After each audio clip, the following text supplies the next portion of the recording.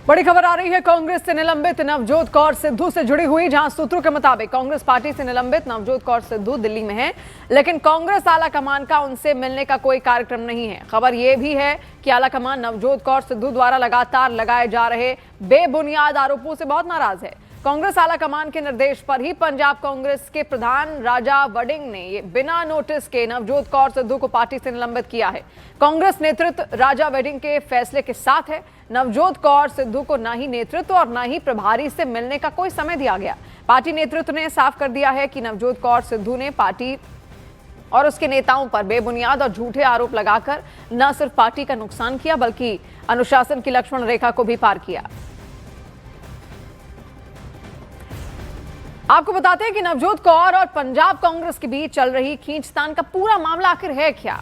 पंजाब कांग्रेस से सस्पेंड नवजोत कौर सिद्धू ने पंजाब कांग्रेस अध्यक्ष राजा वड़िंग को आड़े हाथ लिया था। नवजोत कौर सिद्धू ने कहा था कि जिस शख्स ने उन्हें नोटिस भेजा है उसके पास कोई ओहदा ही नहीं है और उनकी बात सीधे पार्टी के टॉप लेवल तक चल रही है। नवजोत कौर का दावा था कि कांग्रेस पार्टी में 4-5 लोग जानबूझकर हालात बिगाड़ रहे हैं। उन्होंने कहा कि उन्हें सिर्फ सुखजिंदर रंधावा को जवाब देना है, बाकी नोटिस आते जाते रहते हैं। लेकिन नवजोत कौर के बयान के अगले ही दिन खबर आ गई, कांग्रेस हाईकमान नवजोत कौर की बयानबाजियों से नाराज है और उनके दिल्ली आने के बाद भी नवजोत कौर को मिलने का समय दे रहा है। अब आपको नवजोत कौर का वो बयान सुनवाते हैं जिसने पंजाब कांग्रेस और नवजोत कौर के झगड़े को खुलेआम सबके सामने ला दिया। ये नोटिस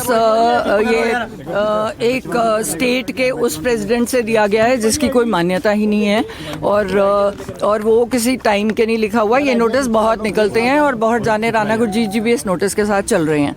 मेरी पार्टी से ऊपर प्रॉपर बात हो रही है, बट हमारी भी कंडीशंस हैं कि हम चोरों का साथ नहीं देंगे।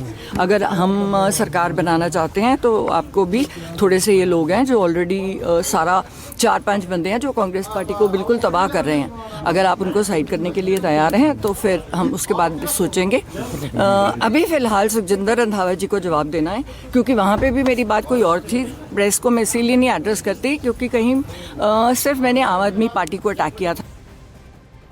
और इससे पहले नवजोत कौर का एक बयान सामने आया था जिसमें उन्होंने पंजाब में सीएम के लिए कहा था कि सीएम वही बनता है जो 500 करोड़ की अटैची देता है।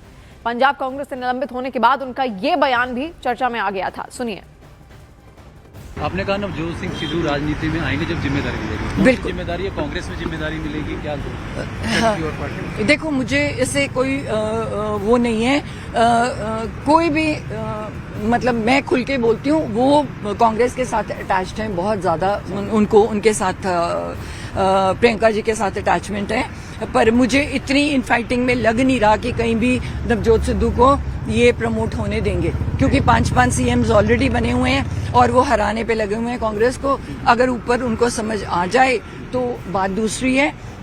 कोई भी पार्टी उनको ये ताकत दे दे कि वो पंजाब को सुधार सकें, और हमारे पास पैसे नहीं है किसी भी पार्टी को देने के लिए, पर हम रिजल्ट्स दे देंगे आपको। पंजाब को हम गोल्डन स्टेट बना देंगे। क्या किसी पार्टी ने आपसे पैसे की डिमांड करी आगे आने के लिए? नहीं, हमसे किसी ने नहीं की, पर सीएम वही बनता है जो 500 करोड़ का अटैची देता है। अब आपको दिखाते हैं नवजोत कौर की और पंजाब कांग्रेस की जो लड़ाई सामने आई है उस पर विरोधी पार्टियों की क्या क्या प्रतिक्रियाएं सामने आई।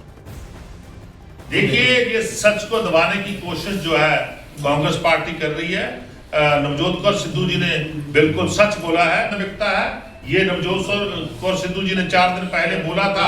अभी तक ऑफिशियली कांग्रेस पार्टी के ना पंजाब के प्रधान और ना उनके लीडर ऑफ द ऑपोजिशन, ना उनके नेशनल प्रेसिडेंट ने अभी तक कोई रिप्लाई नहीं दिया। नवजोत कौर सिद्धू जी ने एक बहुत गंभीर आरोप लगाया है। उन्होंने कहा है कि कांग्रेस में मुख्यमंत्री का पद कम से कम 500 करोड़ रुपए अटैची में आप दें, उसके बगैर संभव नहीं है। और कांग्रेस में आरोप पहली बार नहीं लगा है। इससे पहले भी कांग्रेस की वरिष्ठ नेता मार्गरेट अल्वा ने अपनी किताब करेज एंड कमिटमेंट में लिखा था कि 2008 के कर्नाटक विधानसभा चुनावों में सारी सीटों की बोली लग रही थी, यानी जो जितना पैसा दे सकता है उनकी नीलामी ऐसी हो रही। अतः यह स्पष्ट है कि भ्रष्टाचार में आकंठ डूबी कांग्रेस के अंदर भ्रष्टाचार का रोग अब पार्टी के अंदर तक भी इस सीमा तक पहुंच गया है। देश की जनता को बहुत सावधान रहना चाहिए कि ये लोग पार्टी के अंदर भी लोकतंत्र के दुश्मन हैं और पार्टी के बाहर भी लोकतंत्र के दुश्मन हैं।